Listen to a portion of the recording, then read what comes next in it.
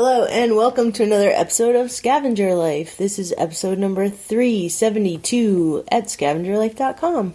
Hello, Trash Elves. I want to thank Troy, aka T-Set, for talking with us a week ago. Yeah. He was at eBay Open. He was kind of our roving correspondent. Right, and, exactly. Really, I love guys like that. Just pure information, just facts. You know, he knew what questions to ask. He was taking notes. It was great. Like, fully taking notes. So if you know, we don't really cover stuff like that so much, like the status of eBay, you know, right. like what's going on in corporate eBay. But it's kind of interesting, I guess. I mean, I think the takeaway, just to summarize, was what we want from eBay is simply stability. Right. I want a safe marketplace for the buyer and a seller. Right. You know? So that's all good. And I understand eBay's anxiety about keeping up with, you know, Amazon and Etsy and every little company that's coming onto the scene. The real. All these silly Poshmark. Yep. Yeah. So I understand that eBay corporate people probably have that anxiety, you know. But eBay, we shouldn't feel that anxiety. Like, right. On our end, we should feel totally calm to be able to do our business. Right. You know? And so the latest things that have been happening do not make us feel very calm. Yeah, you know, it just doesn't, yeah. But anyway, so that's just my thing. Just that's a takeaway. And it's not just about, like, I want to feel like just having happy messages sent to me. That's not enough. I just need to know, like, when there's a problem, like, there's a real human being that acknowledges a problem and, like, we're on it. Right. Know, that kind of thing. Right. So that's all. Yeah.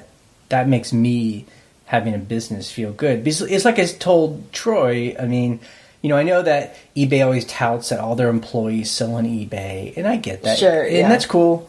They're eating their own dog food, like they say. But, you know, I think selling some things on eBay is different than running a business on eBay for, like, your survival. Right. It's very different. And that's, I think, why the eBay community has a reputation of being very confrontational, just because I just think people kind of freak out because they depend on selling on eBay for their income. Their mortgage, their bills. Changes are made or problems happen, like, it's not just like a, you know, no big deal. Like, if 100 listings lost your photos, as happened to many of us, it's sort of like, you know. I really wonder, you know, because the kind of people we talk to are kind of the mid-level or, frankly, probably relatively small. Yeah.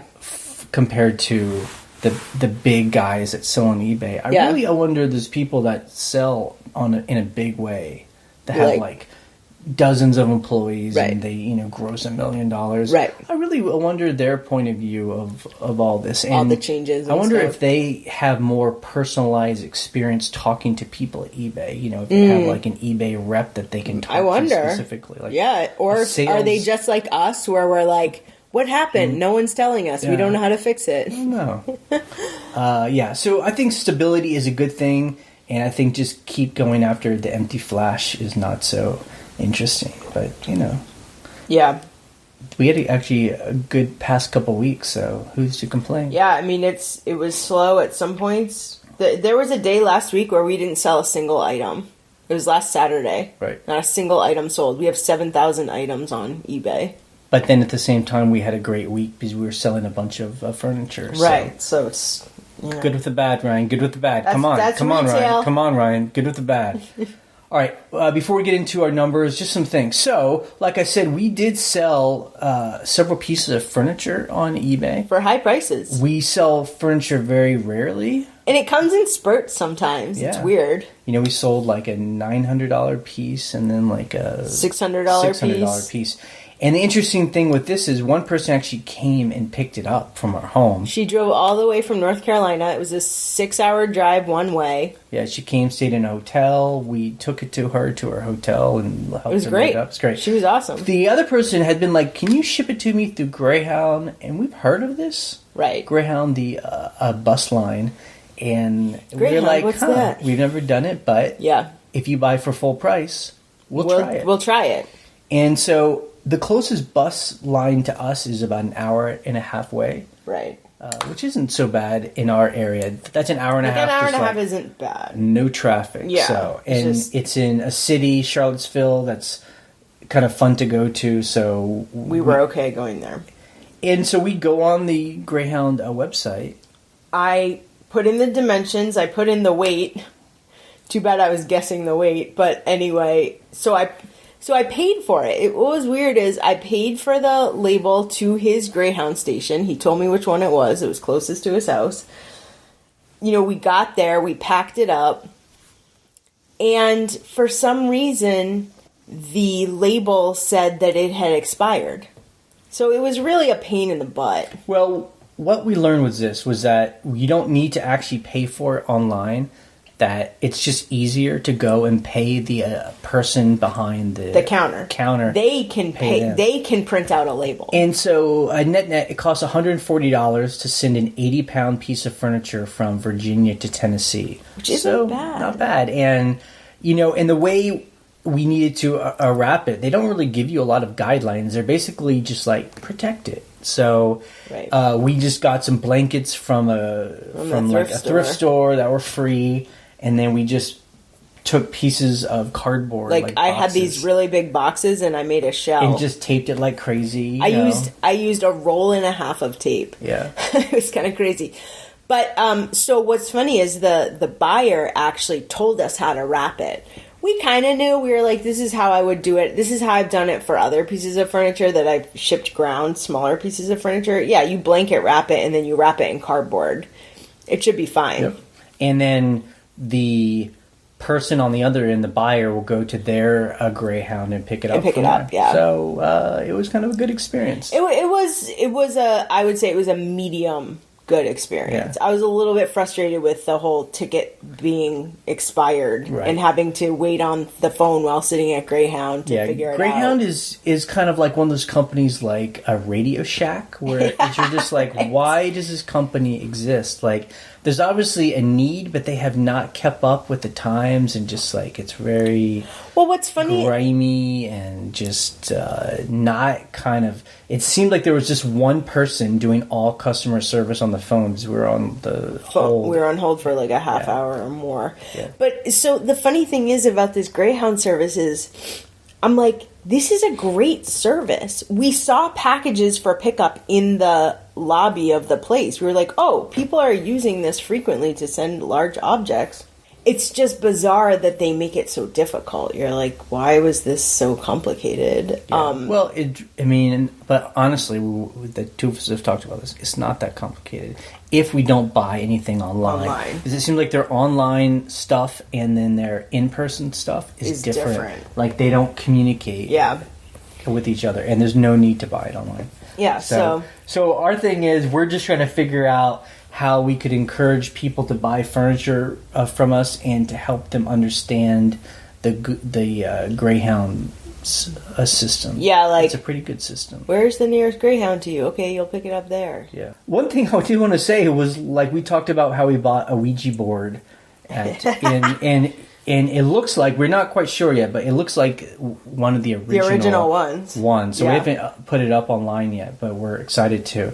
And some people on the forum actually seemed genuinely scared of it. They were like, some people on the forum and on YouTube said, I would not bring that into my house. Right. Which is so funny to me. I just want to be very clear with people. Just if it needs to be said that none of whatever you're afraid of exists, and it's just a piece of wood. Well, it's so funny because, like, if you read the history of Ouija board, it's totally about people trying to, like, market this, like, spiritualism in the 1800s, basically to make money. People were into seances, and, stuff like that. Like, that stuff, you're just like, it was like such a trend back then. It's just so interesting. Well, it still is in this day and age, that people would really think there's like devils and demons. And anyway, I just think it's interesting. I mean, people can obviously believe what they want to think, but it's just interesting to me that people think that that physical objects have demonic powers.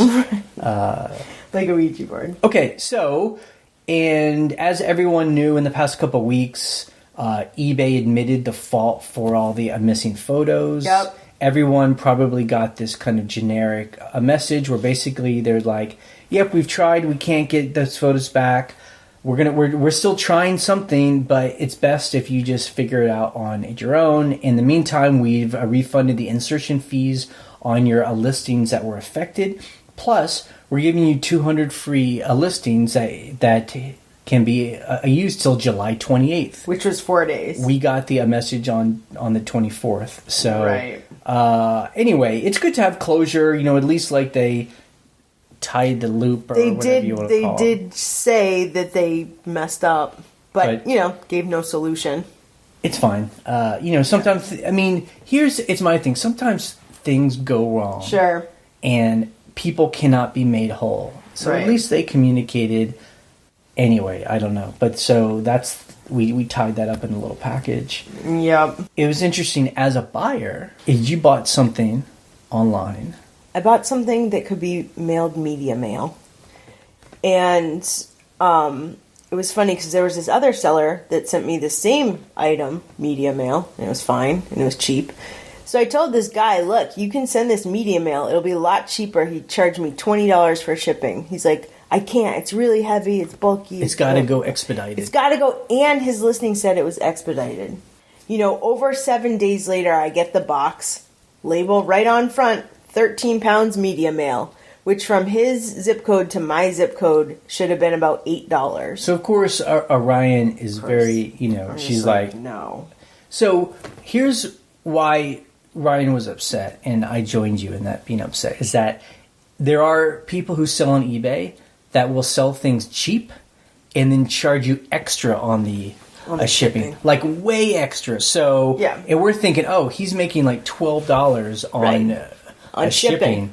And that's what we assume. So you contacted I contacted him. I was like, look, here's a screenshot from USPS. If you had even printed a label from eBay, it would have been cheaper than this, blah, blah, blah. He sends me a picture of the receipt. He went to some shipping center. I couldn't see the whole receipt. It was cut off.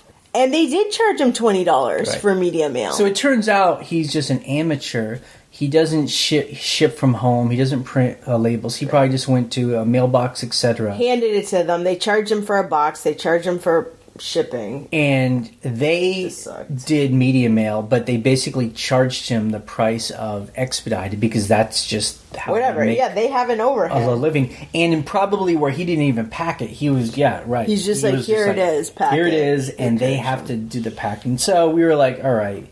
And we just tried to explain to him how he could do it better, because if he charged cheaper shipping, he probably would have gotten a better price for his item. But that's just like people selling things out of their closet. Because that's his only listing, and he doesn't care. He's just like, whatever. So it is sometimes annoying. Like, who's this crazy eBay person? I'm literally crazy. I'm like, yeah.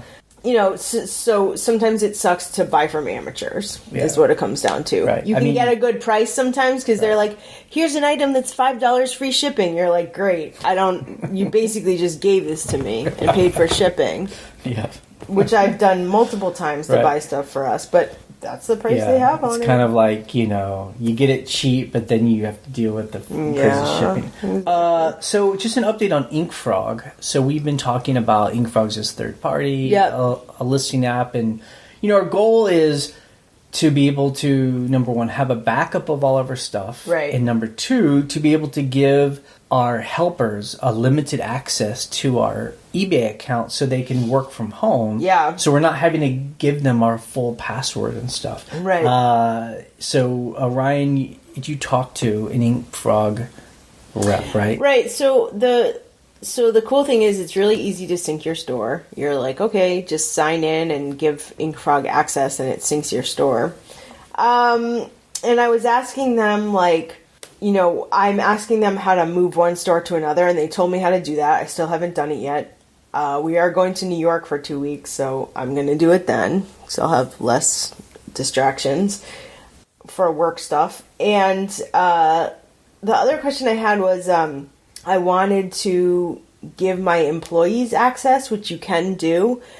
But they said I didn't really have a way to make scheduled listings or drafts. The other question I had for them was, the way we use eBay is, my helper or me, I access eBay, I make a draft. Here are 10 drafts. On the computer. On the computer. I do the photos through the phone, and then I go back and I do the listing. And they were just like, yeah, you can't really do that. Yeah. So I was like, that's like my whole process We now. were trying to see if Inkfrog would work. It's with the process we had. And I don't know how it is for other people that use Magic... What are the whatever they're called, yeah. Yeah, anyway, there are other services. Wonderlister. Worldlister.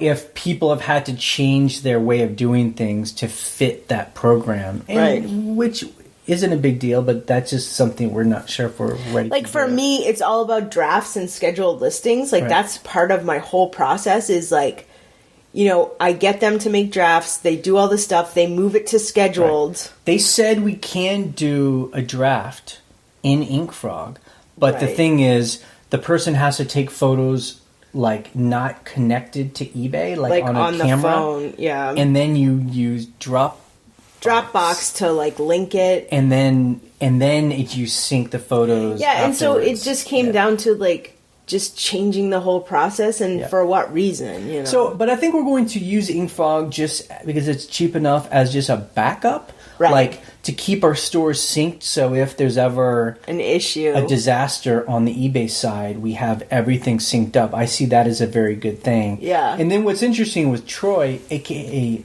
TSAT, yes, said when he was at eBay, there's a rumor. This is not official, but he talked to somebody at eBay who said that they are working on or would like to have eBay have the ability to give helpers partial access to eBay. So you wouldn't have to go through any other company. eBay itself would have this.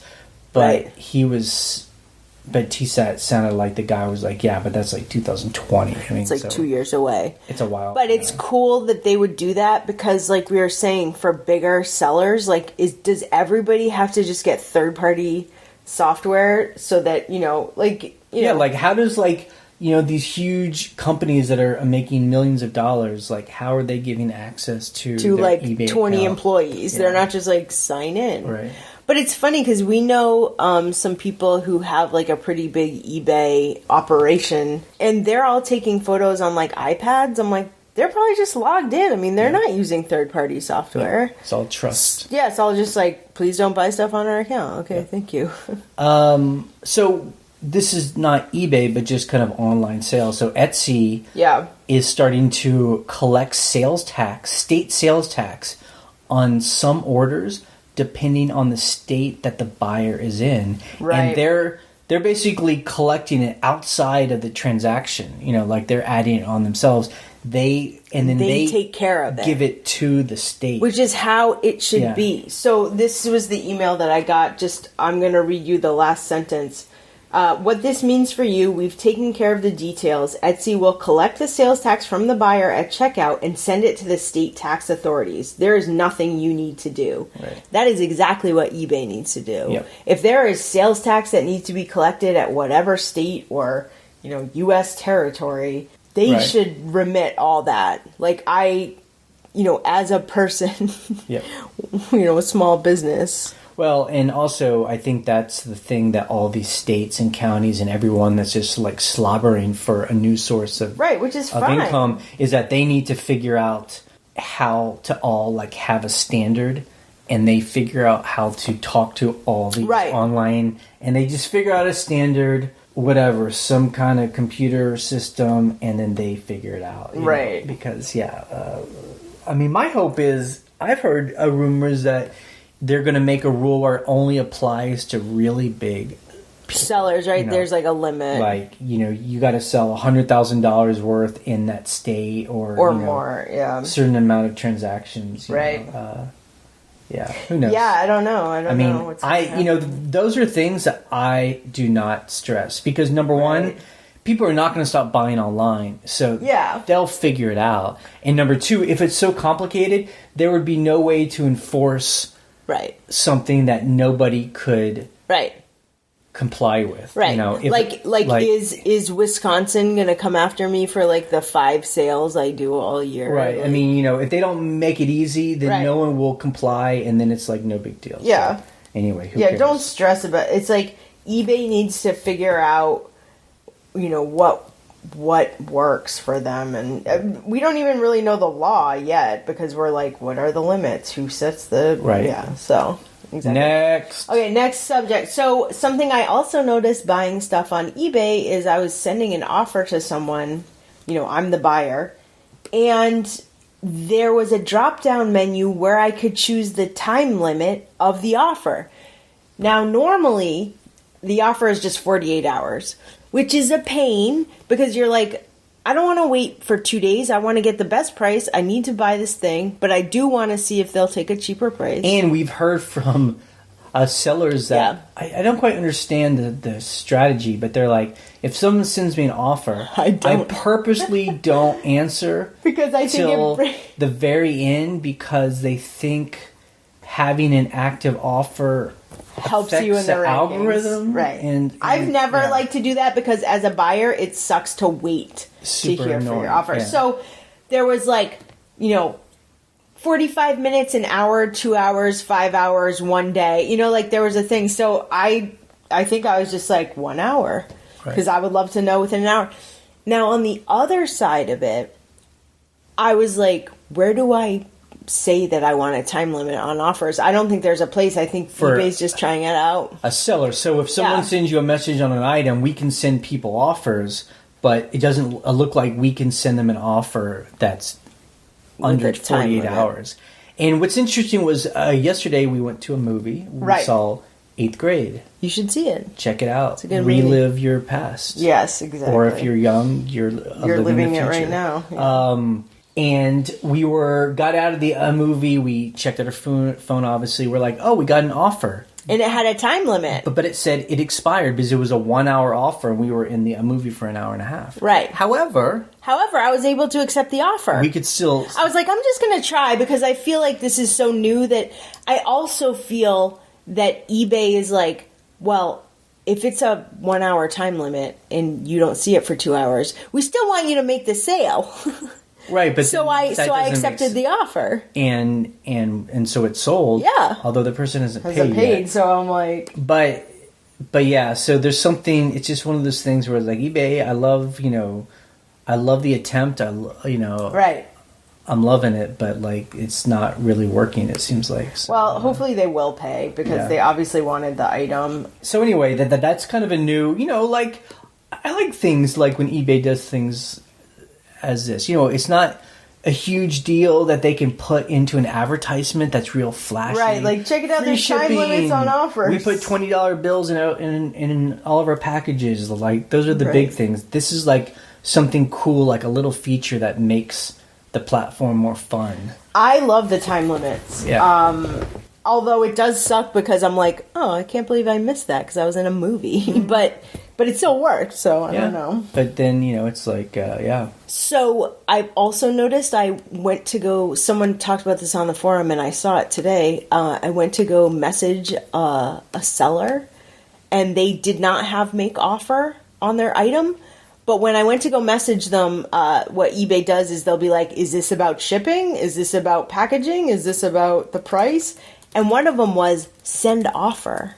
Make an offer. Now, the weird thing was this person didn't have make an offer on the item. So they were like, well, this person doesn't have make offer, but just message them with the offer. So I did. And did they answer you? They said no. Okay. Could you put an actual dollar amount? No, it was just a message. It was just like, can I make an offer? I guess the weird thing is, if it has make offer on the item, why would I just make an offer through a message? It's like I should just make an offer on the front page of the item. But it sounds like I feel like people were talking about that in the forum. Yeah, they were. That eBay, I don't know exactly how it would play out, but like basically anyone can make an offer on anything, even if the a seller doesn't enable the official offer. That's what I think it should be. And I think it seems like it's not quite there. It was like, oh, they don't have make offer, so just send them a message. And I was like, no, but I actually want to make an offer, you know? Like you can through a message as a seller. Right. Yeah, but then I guess I don't understand, like, what if people are like, I don't want offers, like, this is the price I want. But I wonder if then you can just do that automated thing where, like, any offer under X will be rejected. Decline. Just like, I don't want... See, I want people to be able to make an offer on everything. Yeah. Well, basically. I mean, that's possible if you just turn offers on everything. I don't do it as often anymore, yeah. But, yeah. So it's like we do, but we don't. You know? I know. Okay. Oh yeah, this is something, you know, this stuff I think about that I don't think you think about as much. Okay. Auction strategy. Mm-hmm. Do you think I'm just sitting here, not doing watching anything? YouTube? Yeah. This is what I'm thinking about. So I was thinking, the auction strategy. So our current auction strategy is we go to an auction like every 6 weeks, it seems like. 6 to 8 weeks. Right. So it's like every 2 months. Right. And we go all in and we come home like the Beverly Hillbillies with just stuff piled. And then we eat on that for, I mean, it takes us about a month or so to like photograph and list, you know. But that also means like we're buying everything we can that's cheap, you know. Right. I mean, not only stuff that's cheap, but we go all in. I guess a different auction strategy to have is like the guys we see at the auctions. Yeah. Like they look like they go to auctions all the time, every single day, and they don't buy a whole lot. You know, it's like they'll go and they'll buy like. Yeah. I mean, they're there as long as we are. Right. But they're only buying 4 or 5 things. Right. They often don't buy big tables. Right. And that's an interesting strategy because I wonder if they're only buying things that they know they can sell quickly.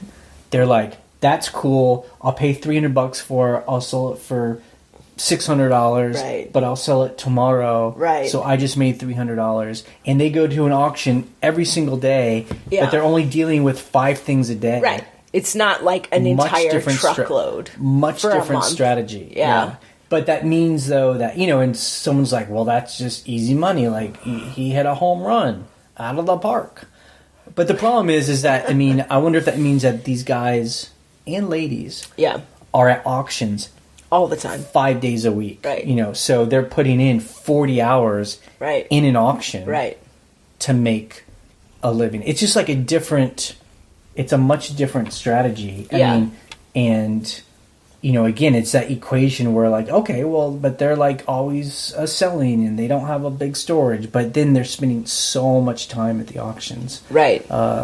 Anyway, that's my thought. I totally hear that. It's like, what if we went to that auction that we go to? It's once a week. It's far away. What if we went every week and we were like, we're not going to buy that whole table. That table looks great. There's a couple things on. It's really hard not to do that, though. I know. But... You know, and what if we only buy things that we know we can sell in a week?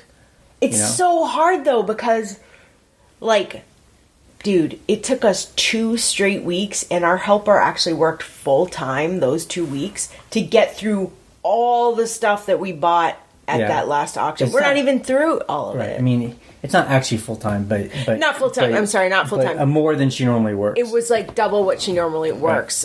She worked, like, 20 hours each week, which is... almost double, a lot more, you know.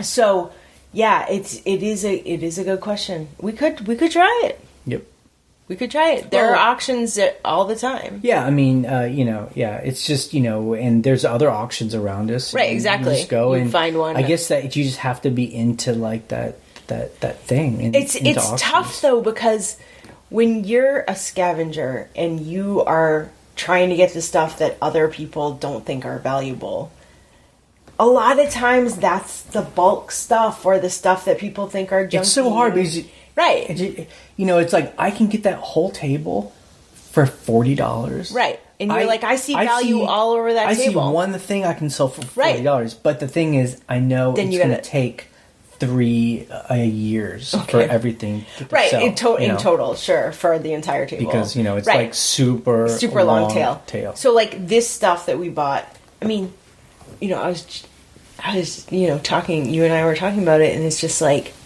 this stuff is so long tail. But stuff has already been selling. It's high-end stuff. So we sold a single plate. A single plate for $50. That paid for one entire table so you're like, there was tons of stuff on there. I already paid for that table. It's such a different, I totally hear you. I think it is an interesting strategy. And we should try it. We should definitely be like, let's go to this auction this day with this strategy. You might pay a little more, but you're like, it's only one little, thing. Or it's a piece of nice furniture that you think that, you could sell locally. Or it's also just not going, like some guys do that. They come late to the auction because they know the beginning parts, the table lots. Anyone that's been to an auction, they know that this is how it normally works. The first part of the auction is like where they sell all the tables and boxes and all the kind of AKA junk. Right. The stuff that they don't think is worth much. Then the second part of the auction is they're selling individual pieces of art and individual I feel like pieces. every auction we've ever been to it operates like that. Right. Like there will be people who are rolling in right as we're leaving because we're like, we filled up already. So and maybe that's what we do. Maybe we roll in at noon and we're like, Yeah, we're like, hey dudes. But $500 sold. Yeah, right. $1,000 sold. Yeah, right.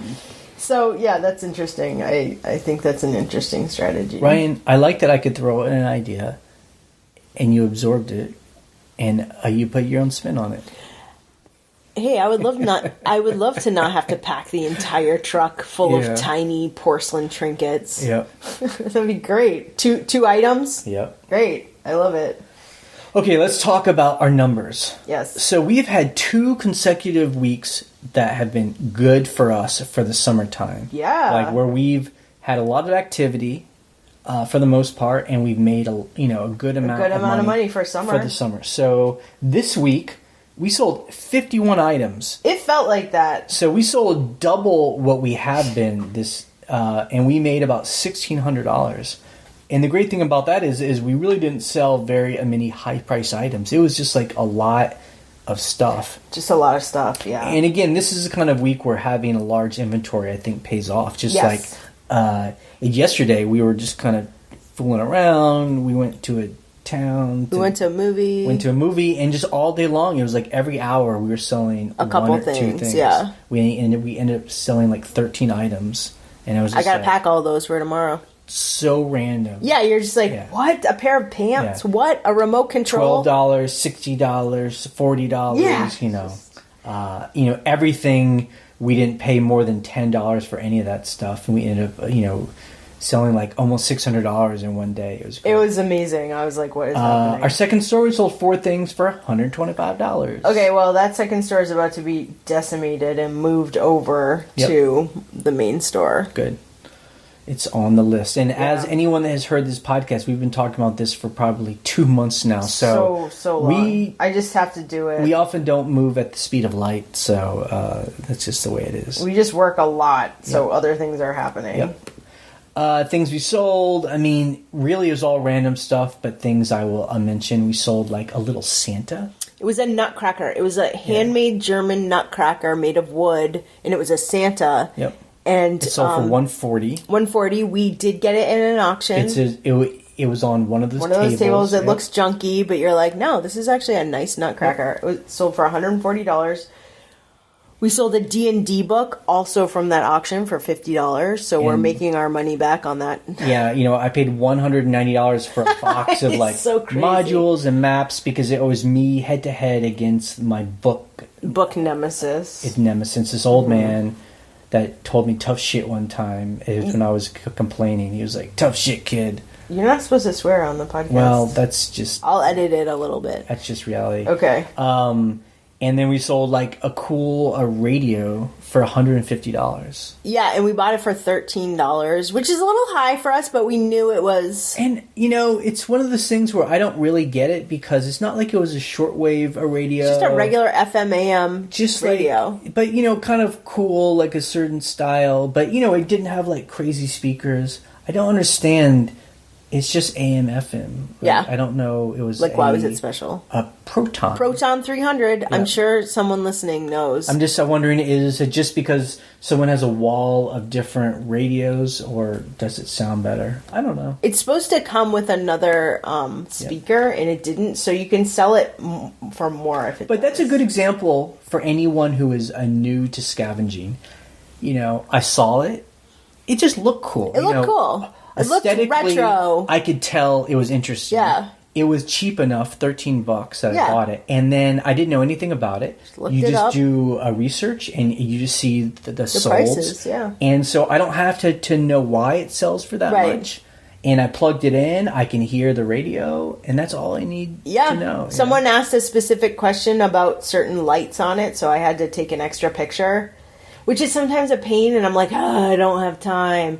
And then I was like, you know what? This is a $150 item, and if I can prove that light lights up, this guy will probably buy it. And he did in like 5 minutes. Yep. And then this is all Ryan. Okay. So we have a fake electric, actually it is a heater, but it's a fake electric fireplace at one of the rentals, which is kind of cheesy, but it looks cute. Because we have a fireplace, we cap it because we don't like our renters to start fires just because we don't trust people to know how to start fires. Right, so I wanted like a funny electric, like it does heat up, but we turn the heat off, so it's not actually a heater. So anyway, it came with a remote. And I looked on, and so we sell remotes sometimes, but specialty remotes. And we don't use the remote, because we don't want people. We have like an on-off switch. It'll get lost. Yeah. So brand new remote. I looked on eBay and I was like, oh, nobody else sells these remotes, and you can't buy it anywhere. So I put it up for $40. I think the thing itself, like the electric thing, it's like $80 just for the fireplace unit. So I basically paid for half of it because someone bought it. It was $40 for this heater remote. But if you lose it, you can't buy another one. Yep. So that was an amazing sale. Yep. And when it sold, I was like, I didn't even know it was up for that much. You were like, what? I was like, Ryan, come on. You can't buy it anywhere else. I know. I mean. And it's sold. I'm not upset. I'm just like, that is insane. Crazy. Because if you can buy the whole thing brand new for what, like $70-$80? I think it's like $80. And so you're selling just the little remote for half. Here's my theory. Someone was given the heater for free, didn't have the remote, needed the remote.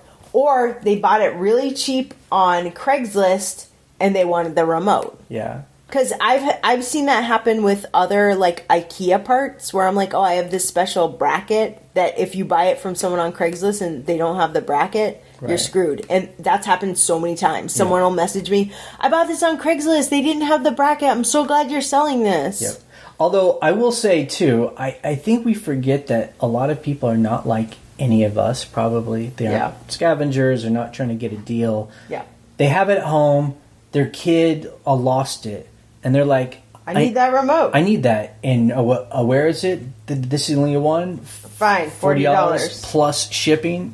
Whatever. I mean, like, it doesn't even matter. Look, it's like we said. We're not our target audience. Yeah, exactly. A lot of the times. Yep. So my sister came and visited us this week, her and her husband and her 2 kids. And we're eating at Pizza Hut. Yeah. Because my nephews... He's obsessed with Pizza Hut. Love Pizza Hut. Because it's delicious. Pizza butt. Yeah, pizza butt. And we're just talking, and we always like to just, I don't know, it's always like, how do you spend your money? Oh, that's like the only thing we want to talk about. I think people are just think we're so crazy. It's not to shame people, not to do anything. It's just like, it's just interesting conversation to me. And so... They said they spend $300 a month on internet, cable TV, phone system, and security, I guess, through it's like the Comcast or something. Yeah. And they're in my, brother-in-law, he was just like, it just seems like kind of expensive. We're like, that is also, really I paid for a Netflix on top of that. And Amazon Prime. And I was just like, yo, why do you have cable TV? He's like, well... Sports. My sister had been like, he's like sports, and my sister's like, I like to watch the local news. Right. And I was like, Get a digital antenna. Get a digital HE antenna for free local channels. And you just, if you like baseball, just go to MLB.com. And you get a membership and you can stream it or whatever.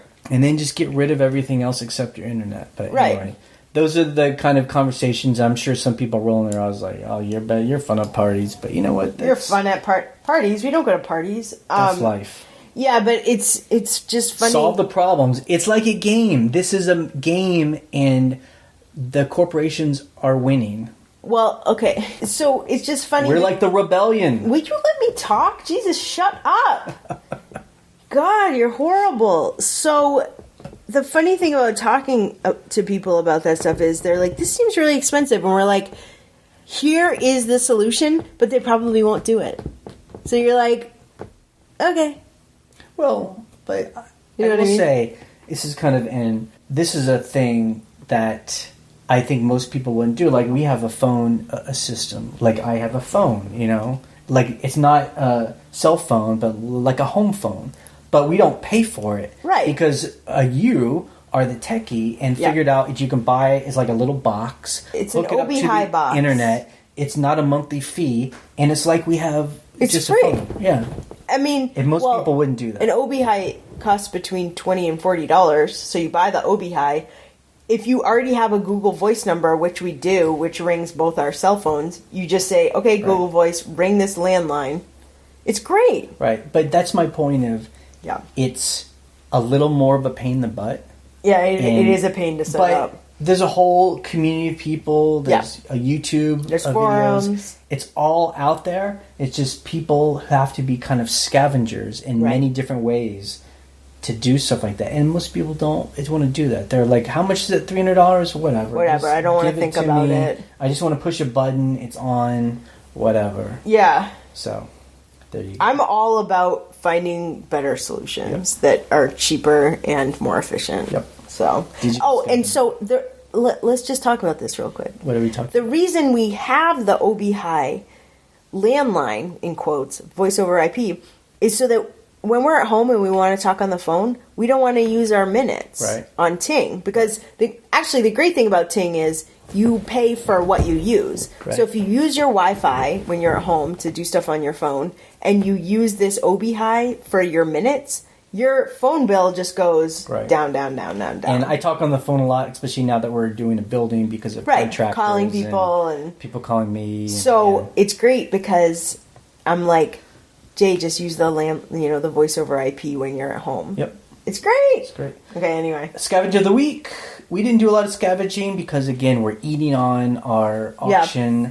But I did buy some luggage, 2 pieces of luggage. Eagle Creek big rolly bags for like $10 each. $10 each. And it's interesting. That's one of those things where you see this stuff a lot, but you have to be real careful. It's like mugs.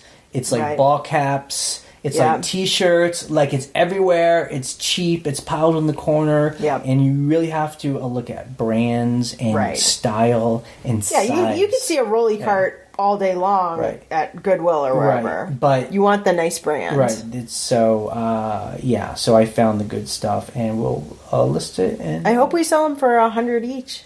They probably cost double that or more. Customer issues, none. We had a couple of returns, just not our fault. Some are questionable. We're our fault. Some are, but whatever. It's just life. Yeah. Things we learned in the forum.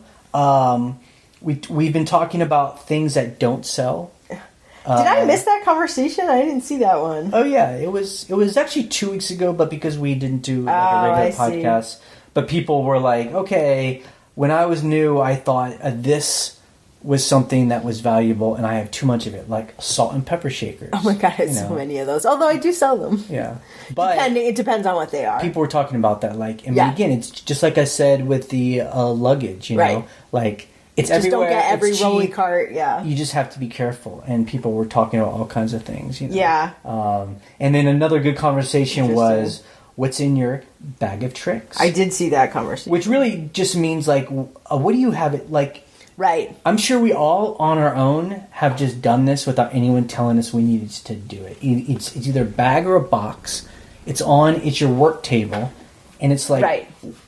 and what's in there to help you prepare things to be put on eBay. Oh God, I have so Things much like stuff. bottle of alcohol, and, Rubbing alcohol, number one. a magnifying glass, White vinegar. Yep. You know, stuff to figure A pair out. of tweezers. I use those for every imaginable. Today I was cleaning a doorknob, and I was scraping it with a pair of tweezers because it had all this grime and you're just like, Yep. I gotta have all these little things. Stuff to do a test on Bakelite.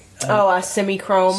Semi-chrome cream. Yep. We'll put the... Totally have that. Extra batteries. Yeah, we'll put a link on the that's a forum, great and you can check it out. conversation. You know, like a Polaroid film Canister. battery I have a thing, you know. bag of those. Yeah.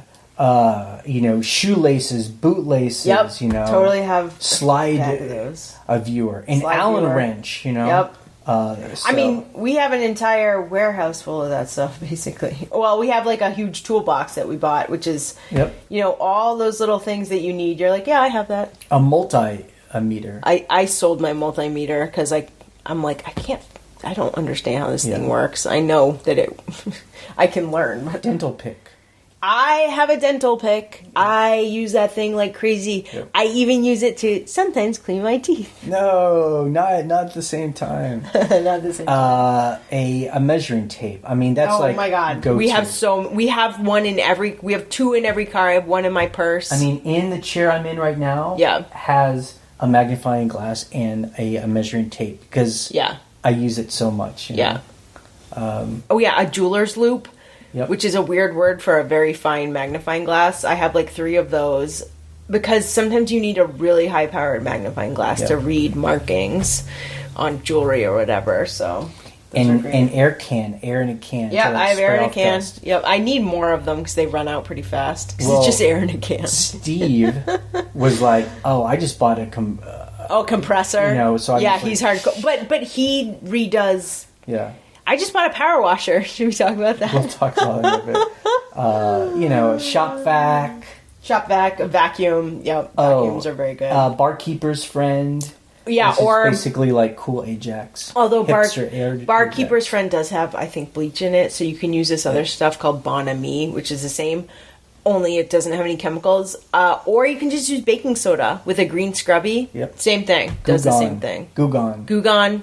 Yep. Goof off. Yep. Although goof off will melt plastic, so be careful. A magnet, because sometimes we'll get piece of a metal and I'm not sure, is this copper?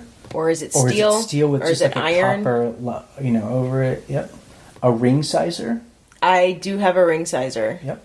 A UV flashlight. Why would someone need a black that? light? Yep. Well, why would someone need that? When I use a black light flashlight to determine if it's Vaseline glass, Yep. which will glow in the dark and it's worth more.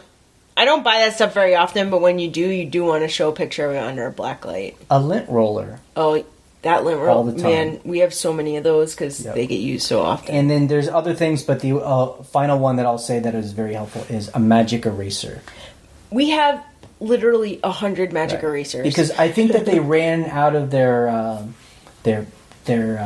it's patent. So now you can just buy them generic. Now you can just buy huge boxes of them for cheap. You can buy them at Walmart. They don't even call them a magic eraser. It's just like magic cleaner stick or whatever. They're so nice. Yeah, they're great.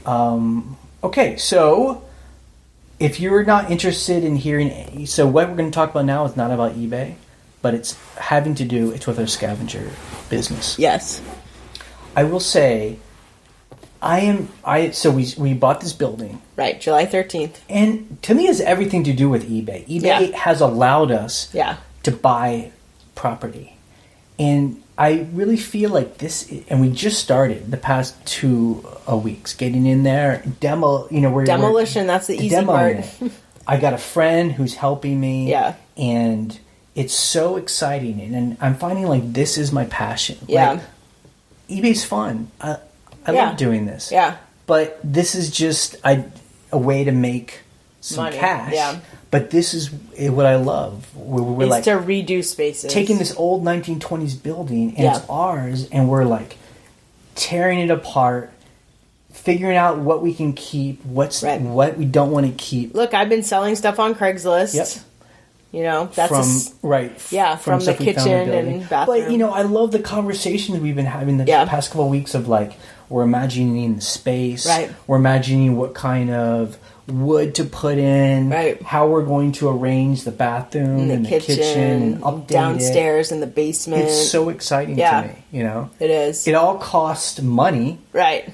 But this is what I want to spend. This is what we want to spend on, our money on. Yeah. And that it's really exciting. Yeah, so one of the things you guys did, the first thing you guys did was you ripped out the kitchen and the bathroom, and I put all the cabinets on Craigslist. I already sold the oven and the fridge and like some ceiling fans. You're so good at that. Yeah, because you know why? First of all, I look for that stuff all the time, so I know other people are. And there are local landlords who run apartments or run rentals who always need a fridge. They're like, fridge for $100? Yep. It's $400 new, so yeah, I'll take it. Yep. So we sold that stuff right away, which is great. I'm still selling some stuff today and tomorrow. But another thing, too, that you guys did was down in the basement. Now, it's interesting because it's like the unglamorous stuff that like nobody wants to think about, but it helps start cleaning up the space where you guys took all these old cast iron pipes and, you know, old water pipes from the ceiling. Right. Well, you know, so it's from the 1920s, right? Yeah, it was built in 28. Yeah. So, you know, over time, different things have been attached in there. Right. And instead of people tearing out the stuff that isn't good, they just leave it. There's still knob and tube wires that are in there. And anyone that doesn't know that, that's the way they did it. Just the old electric. And so we spent a day, tearing out old water pipes and radiator pipes. Right. And it wasn't just stuff that was in the way. Didn't want to fool it with the electric because you got to figure out what's hot and not. But you know, it's like that to me is so fun. I also love that there is a basement. Yeah. And for the life of the building, everyone has just thought of the basement as just like junk. Just that's where the junk is. It's a little bit gross, but we've cleaned it. And as a scavenger, this is everything to do with. Yeah, my excitement about eBay too is that this is a space that no one thought could be a useful space. We're going to turn it into a usable space, finished basement. It's a huge basement, and we're going to add a third space to the building. That is, and that's so exciting. Yeah, it's super exciting. You know? And, you know, so we talked about, like, a month ago, we helped them clean out the basement, and that was part of the reason, was because we were like, we want all this stuff gone. So if there's other people helping, like, we thought we were going to have to do this by ourselves anyway. So. And also, we just closed on the building officially 3 weeks ago. It was, whatever. Like 3 weeks ago. Yeah. And so we've actually been slowly letting certain people in the town know. I mean, it's not that it's a secret, but, like, you know, I don't have to, like, announce it on the public square. But I've been telling people who I think would be interested, and it's what I had hoped. Right. People are excited. Yeah. Like, oh, that building is so cool. It's been under a use. We've been kind of letting people know what we want to do with the building. Right. And they're excited. And it's because it is a big deal in a little tiny small town. For someone to actively work on a building. People recognize that if you can have a building come back to life, that's a big deal. It's a big deal for the town because you can bring more people, provide an example, give a useful space that's modern. Oh, it's everything that's so exciting to me. And this is what drives everything we do on eBay. When we have a pain in the butt with something on eBay, I'm like, but by making money on eBay, we can do this other thing. Yeah, you know, exactly. It's so cool. That's the purpose. Yeah. Okay, so I bought a power washer yesterday. Yep. Because I've been watching Reddit power washer porn. Yep. It's kind of a gross name, but it's called that. It's a subreddit. Yeah. If you Google that, a Reddit power washing porn, it's just videos of people power washing items. And because it's like a satisfying thing, like you see things dirty and then suddenly they're like brand new. And it's funny because all the things that people power wash, I'm like, a deck, a concrete walkway, a brick walkway, brick stairs, their car, their truck. I'm like, I literally need to wash all those things at all of our properties. Yeah. Rugs. People power wash these old rugs because it's just all the things that need cleaning where we live. I'm like, oh, I need to buy a power washer. So we were at Lowe's yesterday and they had power washers on sale. Like, I bought the most minimum electric one because I don't like the gas ones because I've used them before and I don't love them. It was $70 and I had a coupon. Yep. Of course. So I'm going to try it today. I'm super excited. We have this brick walkway in the front of our house that's moldy and filled with dirt. Not moldy, it's got moss on it. Yeah. So I'm like, I want to wash it. Age. I've never washed it. It's got a patina. We've lived here 10 years. Yep. Okay, and the other thing too is in the new building that we bought. So it's from the 1930s. So upstairs in the apartment, the downstairs, it doesn't really have any of this stuff. But upstairs is a 3-bedroom apartment. Original wood oak floors. It has all the original doors and trim. And molding. And molding. And everything except the floor is painted white. Painted white. The walls are not painted white, but every trim, every door. Somebody just slapped one coat of latex paint in the 90s. Somebody just was like, let's paint everything. So the beautiful thing is, it's just one layer of latex paint. Right. That stuff comes off. You can scrape it with your fingernail. Right. It's not that easy. Beautiful oak trim. Oh my God. Like real honey oak trim. It's not that like 90s. It's not bright oak. It's that cool. It's just, awesome, aged oak. So doors, windows, trim, and baseboards. It's so much work. So I have all the tools. I have a heat gun. I have an infrared lamp. They're a pain. So yesterday I was like, you know what? I'm going to look it up and see if anybody uses a steamer, like a wallpaper steamer, to steam off and people totally do it. So we were at Lowe's yesterday. I had a coupon, as I said. So I bought a wallpaper steamer. So I'm going to try it. Because it's only one coat. Because the problem it's with the heat gun is that, you heat the paint up. You only have a couple of seconds to kind of do it. Scrape it. And then if it's longer than that, the paint starts to melt and then becomes a goo. So and then your knife gets all gooed up. I find it's not very helpful. So the hope is with the paper... the wallpaper steamer, Steamer is that the water gets underneath there and just basically separates. It lifts it off. Right. And the videos online, because there are guys who are really into it, show how you just zip. And the cool thing is the videos that I watched, actually one of the guys I actually knew on YouTube, I was like, oh my God, I actually know that guy from way back when we were doing video blogging.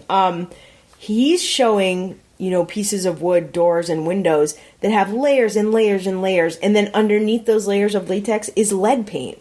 I'm just talking about one thin layer of latex paint. I'm like, this stuff is going to come off so easily. Cross my fingers. I love that you're excited about that. Because look, when we've redone these other houses, our house, the farmhouse, and then the other house that we just did, we stripped all the doors, and not the trim, but like a lot of trim. And I'm like, if there's gorgeous stuff underneath, you want to show it because that makes your space like... I mean, again, it's all about being a scavenger. Like, people don't think these things have a value to them, and you're bringing it back like, just get new doors. I love it. I'm so like, no, these are the doors I would have bought anyway, so I might as well clean them up. So I'm going to try it. I do want to say what's interesting. So we're at Lowe's, and we go to pay, and we're at the counter, and there's like a man... probably not quite my dad's age, but like that generation. Yeah. And, it's all power tools, right? And I do not care about power tools. Like, I don't care about this stuff. Like, I think it's interesting that you're excited, but it's not the traditional, like, the man's into power tools. Right. You're the one into power tools. This is all you. Yeah. And he immediately turns to me and is asking me all about the power washer questions about, like, hey, what do you think of it? I just bought one. It's funny because... And I'm like, yeah, that's cool. Well, it's funny because you were in regular clothes and I was in like painted, like dirty overalls. Like I'm like, these are for me, bro. These are not for him. I mean, we just kind of ignored it. We were like, okay, bye. Like, we got to go to a movie. But normally I'm like, these aren't for him. These are my tools. Yeah, I'm more. I might let him use them. I like tearing things up because I'm good at that. I like doing the manual work, and I like the design and managing of people. So I'm good at making lists, envisioning projects, and then talking to mainly men who do the work and helping them understand what we're trying to do and working with them, but like they're doing all the skilled work. Right. And I can do some stuff. Like, I don't mind doing some of the labor, because I'm like, I'd rather do this than pay someone to do this, like the paint stripping. I'm like, there's no way. I've paid people to strip doors before. Yep. But man, it does take a long time. It's a lot of like scraping inch by inch, so we'll see. Okay, so I'll say this and then we better get to questions or it will be a 24-hour podcast. Yeah. We are going to Manhattan on Tuesday, and we'll be there for basically 2 weeks. So basically 2 weeks. The next two podcasts will be from New York City. And this is anyone that is new to this podcast. We used to live there. Yep. I lived there for 7 years. 7 years. Long time. You're basically a New Yorker. We have a handful of friends who actually were able to make it and stay and do very well for themselves. And when they go out of town, we cat sit and we get a free apartment. It's so awesome. And we go there and we have lots of work to do. So we have I have plenty of stuff to do. We have all these listings in the queue that need to get put up. Yep. We have other things to do. But then at the same time, I live in a rural area, so it's fun to go to an urban area and really experience urban vacation. People. I love people watching. Oh my God, yeah. Good coffee, good food, all that stuff. So it's good. We're very excited. So if you ever do choose to move to a rural area, keep your friends who live in the urban areas. Yeah. And use them as places to go. And vice versa. You can switch places. Okay, let's hear the questions that people called in about. You can always call our voicemail line. The phone number is 540-407-8486. Or you can email us an audio file from your phone. And the email is thescavengerlife@gmail.com. Hi guys, this is Lana in South Carolina. I've been listening to you forever and love you guys and enjoyed having you here for the eclipse. Just wanted to kind of tell you what has happened. I am a one-woman show on eBay, and unfortunately a month ago I was going to work as normal and slipped and fell and broke my ankle and leg, which at the time was horribly painful. But what has become more painful now is the fact that I have no backup on shipping things out on eBay. Fortunately, I do have an inventory system to where my husband can go upstairs. I can tell him where it is, and he FaceTimes me from my shop, and I walk him through the shipping process. But it is extra burden on him and a lot of stress on me. So I guess my warning is, if you are a one-man or a one-woman show, to either have a excellent inventory system where you can send someone in to pull your items and ship them out for you, or teach someone how to do it as you're going through it, and just safeguard yourself. Accidents do happen. I never expected this would ever happen to me in a million years, but it did. Have a great one. Continue doing what you're doing. Love you guys, and happy selling, everybody. Bye-bye. So Lana, we love Lana. We visited her for the eclipse. She has a cool co-working space in Walhalla. Yeah, she was South Carolina. She was very much an inspiration to us because we've been thinking about buying a building on our little small town Main Street. She lives in a little small town in South Carolina. Yeah. Where she bought actually a couple of buildings. Yeah. And is fixing them up. So that was an awesome, super fun trip.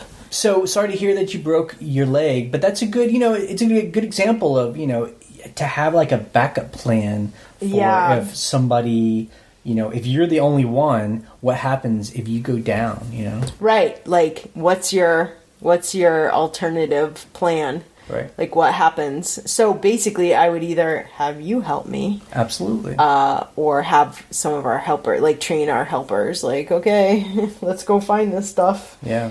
Yes, I think that's a very, very good suggestion for people. Hi, Jay and Ryan. This is Ian here, Simplicio on the forum. Thanks in perpetuity for everything you guys do. Still love the podcast. I'm still binging backwards in time. Couple things for you. One, sort of some theoretical musings about long tail items and repricing. So I've been thinking about this a lot lately.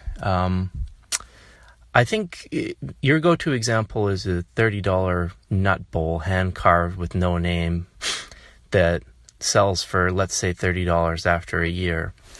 And I think you're absolutely right, Jay, that if you drop the price down to $15, it's not going to sell one tiny bit faster. I think on the other hand, if you're the kind of seller, and I sometimes do this, who reprices things really ridiculously, like sometimes 5 or 10 times more than they really ought to be, then, maybe dropping the price once in a while does make a difference. So I think as long as you're in the ballpark, there's no point in dropping the price. You might as well be the highest on those long tail items. But if you're off by orders of magnitude, then obviously it's going to make a difference. So it's a question of whether you're close, whether repricing makes a difference at the margin. The other thing I think is kind of relevant is this other factor, which, I don't know, economists would probably think it's a ridiculous idea, but I think there's like a splurge threshold that every person has, and it probably varies person by person, week by week. But, just to take an example in food, if you're out and about and you want a lunch, you can get one at McDonald's for $2.50 or whatever it is. I don't know the exact number. And, people get snooty about it, but it's fine. It's some meat between some bread. It feeds you. And yet I have coworkers who will go out every week, sometimes multiple times a week, and get a meal that costs $20, $30 even sometimes, for a nice sushi meal or something like that. These are Canadian dollars, so maybe it's a bit high for USA. Point being, they could feed themselves for $2.50, but instead they decide to spend something like 10 times as much. So I think the reason they do that is they have a certain number in mind, and maybe for your average lower middle class person, it's like $30, maybe something between 30 and 60 as you go up the scale, that they're kind of just willing to spend on a weekly basis as a splurge without overanalyzing it. And I have a feeling a lot of your inventory, the old vintage items that people buy from a sense of nostalgia, I think they kind of benefit from that. Because I think if somebody sees that nut bowl or a cutting board that they had as a wedding gift or something like that, and it gives them a good feeling, they're just going to buy it as long as it's under that threshold. They're not going to overanalyze it or look at a lot of competition, or, in the case of the lunch, they're not going to really stop to think about, well, geez, is this sushi lunch really 10 times as good as the Big Mac? They're just going to go ahead and buy it. So I think as long as you're within that threshold, you might as well be at the top of kind of the average or the top of that threshold. You might as well not drop your price down to 10, because the kind of person who's going to splurge for your item would have bought it at 30 anyway. I don't know if that makes sense to people, but it makes sense to me. Another question I was just curious about, and maybe this is directed to all the readership of the forum, is how much time you spend researching a given item in the field. I think I'm probably an outlier in this, but I usually spend at least a couple minutes per item, even if it's a cheap item, trying to figure out what the price is and whether or not it's going to sell. But I think probably I'm in the minority in that, and I think most people are just buying stuff on the hunch that it's going to sell and working it out later. And I don't necessarily think my way is best, because I think, I probably agonize way too much about $1 to $5 purchases that I might as well just get. But I think I'm terrified of getting stuck with garbage for some reason, and because I know I'm going to have to list it, because that's the way I'm wired. So I don't want to end up with the garbage so that I don't have to list it by my crazy psychology. But yeah, I'm just curious what you guys think. I think I know the answer for you, which is very little field research on your phone or whatever. Anyways, thanks again for the podcast. Take care, guys. Bye. Okay, number one, hello, Ian. It is nice to see you. He's been on the forum for a long time now. Yeah. And, it's funny. I have these long conversations. I feel like I know these people. Yeah. But we've never actually talked to them. I don't know if they're men or women, or it doesn't matter. We're all human beings. Yeah. But anyway, it's good to hear you. And one of our readers from Canada. Yeah. Or listeners. Okay. I'm going to go, and then you're going to go. Okay, great. So on the forum, this is one thing we go... this has been going on for years. Yeah. Yeah.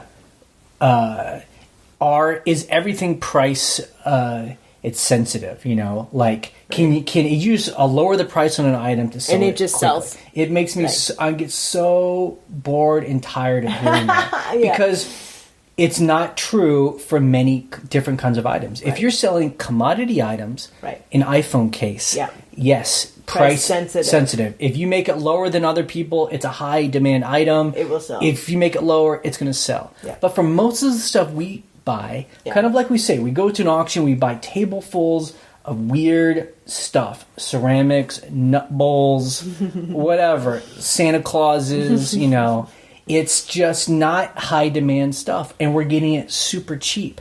This stuff doesn't have a lot of competition. It also doesn't have a lot of demand. And so if I list it for $100 and it doesn't sell for, a month, if I put it at $50, it most likely will not sell either at $50 because that buyer is not there yet. Yeah. A lot of this stuff is kind of quote unquote collectible or kind of special. And so actually we were talking about this, the psychology of those kind of people. They actually will be suspicious if it's too low. If it's like for $5, there's like, why is this? What's wrong with this? Why is this thing that I really, really want, that I'm dreaming about, that's collectible, only $5? Right. Like, I want the one that has better pictures and that's $50. Right. And then one more thing. So in my mind, it's really easy to do an experiment. If you have, people are like, I have 600 items, I'm not really selling a lot, Put everything in at your store at a 50% sale. Right. Will it still sell? Will everything just start flying off the shelf? My experience is it's not going to. Right. Right. So now, Ryan, to you, you're the one that prices everything, and you're really good at it. And so, how much research did you do? Where do you figure out the prices on this weird stuff? Right. Go. Yeah, it always depends on the item. If I've sold this item before, I know what it is. I'm like, this thing's worth $40. That's how much I want for it. And that's a funny way of pricing things sometimes when you're like, this is how much I want for this item.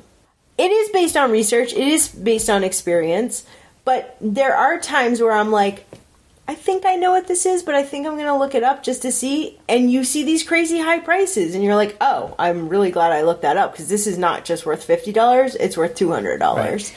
And there have been times when, we're like, oh, we've sold these, it's before, so let's do it at 40 or whatever. Right. And then we realize, the market's saturated. No one cares about these. Our experience from 2 years ago is no longer true. Yeah, exactly. So that happens sometimes too. So, it depends on the item, it depends on the time, and the other thing is when we will put things up for crazy high. Yeah. If we do things for a $50, $100, $300, we normally always put make offer. Yeah. So that's kind of the trap door. Right. So we're putting it high. There's a lot of competition. Someone runs across it. They really want the item. We give them the opportunity to make an offer. Right. And very often we'll take it. Yeah. I mean, when I look at the 51 items we sold in the past week, I just see things where I'm just like, I can't believe we sold it for that price. But because we were just waiting for it. But it's remote control for $40, We sold a bunch of snapback caps for $35, but it probably took a couple years, but they're just really weird items, steak knives and an ashtray, some marbles, exactly. All these things. Hey there, Scavenger Life. This is Bill Williams. I just learned about you guys this year. I listened to your whole playlist around, February or so, or March maybe. Took a couple months to burn through that. While I was listing, I got up to about 500 or so listings listening to you guys. But anyways, I wanted to talk a little bit about some shipping, first-class shipping things I've been doing. And you probably already know about this, but the food, when I buy food at the store, boxes of crackers or granola bars, pretty much all food seems to come in boxes. And then inside that box is a bag of food. And you can take that bag of food out of there, and now you got a perfectly good, ready-to-ship lightweight box. It's good for first-class shipping. They're sturdy enough. And then also, I get a lot of mail. Pizza places, Subway. All sorts of people send me this, heavy cardstock paper in the mail. And instead of just hucking it in the trash, I've been using it when I want to use poly mailers, and maybe I got something that's got big buttons or a buckle, and I might be a little concerned that it might scratch through the bag. so I can just wrap some of that around the thing before I put it in the bag, or just slide it down the sides, whatever's like that. Okay, so that was first class shipping. And now I just wanted to talk a little bit about, I got a guy that he likes me to sell stuff for him, and he gave me 3 of these little statues, and 2 of them sold right away within 3.5 hours. I put a couple links in this email so you can look at the sold listings. And I got 1 more of those, but it's, instead of being like 12 inches tall, it's about 32 inches tall, I think, and it's 21 pounds. And those first 2, they went for $150 each plus 20 for shipping, and they were just brutalist art, I guess, and they were pretty cool. Anyways, I kind of felt like I might have sold them off a little bit too cheap, but really, I mean, $150 for something he wasn't sure if anybody would want. I think that's a pretty good deal. Now I just got to split the... Oh, I wanted to find out what you guys do about... I know you've done a little consignment, but I haven't been able to figure out my eBay fees and final whatevers, final whatever it's called. If you could talk a little bit about that, how to determine what your profit is after you've sold something, what all gets deducted is the word I'm thinking of. All right. I appreciate your guys' show every week, and later. Okay, so welcome to eBay. It sounds like you've done exactly what we always encourage people who are new. Like, if you're really trying to make this into like a business, hobby, source of income, you just have to like put your head down and just list. Yep. Like, exactly. Don't fool around. Just list, and you will learn from experience. Like it sounds like you've been doing. So in terms of first class, those boxes I find are a little bit flimsy. I mean, depending on what you're shipping, you kind of want a thicker box than that. But, it really depends on what you're shipping. I've used boxes like that, like a light bulb box. It's not super thick cardboard, but, you're shipping something pretty lightweight that you want a shell for, so a grocery store food or light bulb box can be okay. But if it's like a mug... those are not the right kind of boxes. You want the corrugated cardboard. Corrugated cardboard, the kind that has like that. 2 pieces of paper with all the little... But honestly, if you're like shipping a pair of mittens, you're like, okay, just throw them in that little box. But those can usually go in polymailers. Polymailer. Yeah. Number 2, so you're talking about those pieces of art that you sold, and he sent us pictures of them. And they were like metal sculptures, kind of cool. Outsider art. They look very cool. Yeah, I mean, look, for us, you got them free. You're selling them for someone else. It doesn't cost you anything, so it's free money, essentially.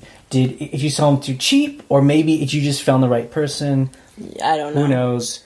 A 32-inch piece, you should put up much higher, right, though. I mean...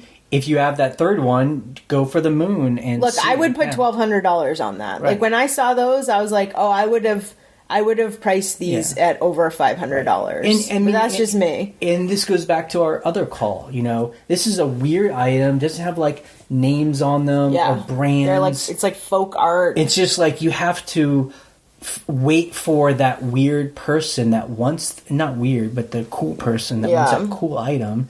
And they recognize that it's a rare item and are willing to pay for it. So, what do you price it at? I don't know. Yeah, it's hard to tell. It's kind of just a big game experiment. If you don't have a lot of patience and you're just like, I want this sold in a week, then you just sell it cheap. $100 on it. And if you want to make some money and you're not shy about holding on to it, try $1,200 with best offer. I don't know.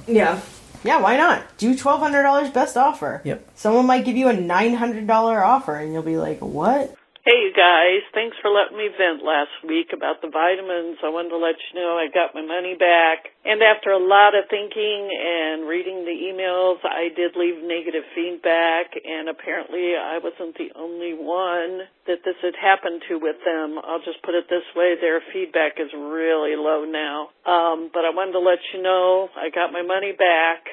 They received the vitamins back. And the case, yes, I did open a case, and they never did send me a label, and eBay did, and the case is closed. So I just wanted to let you know I did question eBay a lot about their new policies and that. And I'm still leery, but I'm going to try to get into selling again. I thank you so much for your broadcast. I really enjoy your podcast. You guys have a good week. Bye. Yeah, right. So that's how eBay works, which is great when you buy stuff. Caller who said that they bought some vitamins, and the vitamins were open; they weren't. And sealed. so she wanted to return them, and the person that sold them wasn't being very responsive. And just our answer is just open a case. It's great. This is where eBay works, and why there are rules. There's that buyer guarantee. Right. So even if the person that sells them to you is not nice, doesn't respond, it doesn't matter. Is yelling at you, calling you names, it does not matter. You don't even have to talk to them. Right. You just say return. Right. Open a case. You print a label and you send it back. And eBay will give you your money even if the seller refuses to do it. Look, a lot of sellers don't have returns turned on, so you don't get the label right away. So I've had people not send a label, and I'm like, you need to send a label.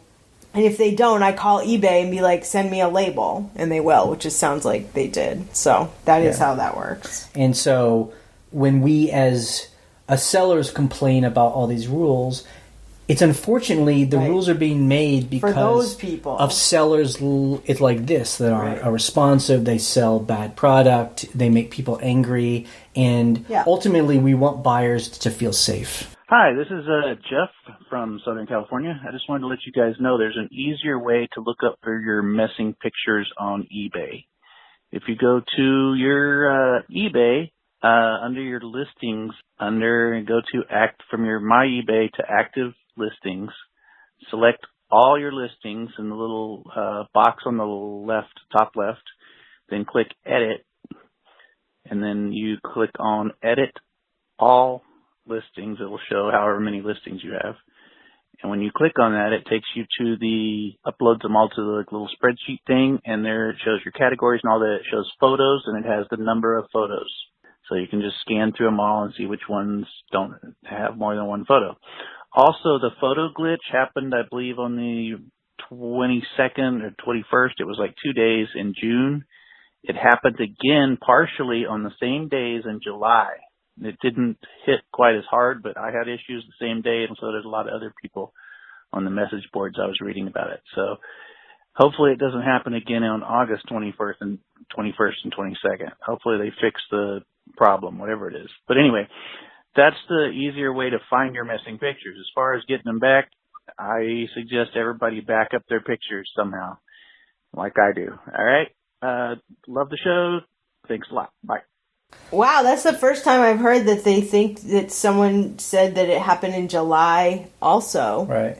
What a nightmare. I wonder if that's why we had ones that we didn't think were there. And then we did. So I followed his instructions exactly, and he is correct that, you follow all that, and then eBay has that thing where it's not really it's kind of like a spreadsheet, I guess, but they give you... It's the bulk editor. Bulk editor.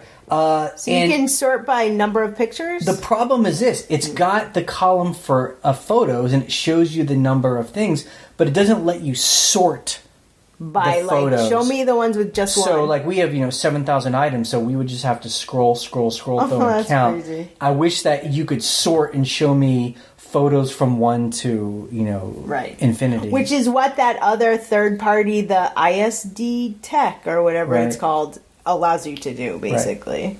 Yep. But that's cool. I like how people are solving problems. Yeah. Okay, that is it for the podcast this week. You can check out our blog at scavengerlake.com for the links we discuss and to join the conversation on the forum. You can email us a question, or you can call our voicemail line. The phone number is 540-407-8486. We post an episode every Monday morning. On Wednesday, we post a What Sells video, currently being brought to you by Stephen Schultz. You can subscribe to us through iTunes or YouTube so you always get the latest episode. If you want to rent our vacation rentals, there's a link on the sidebar that says Our Rentals. And we are ending this podcast in 3, 2, 1. Bye.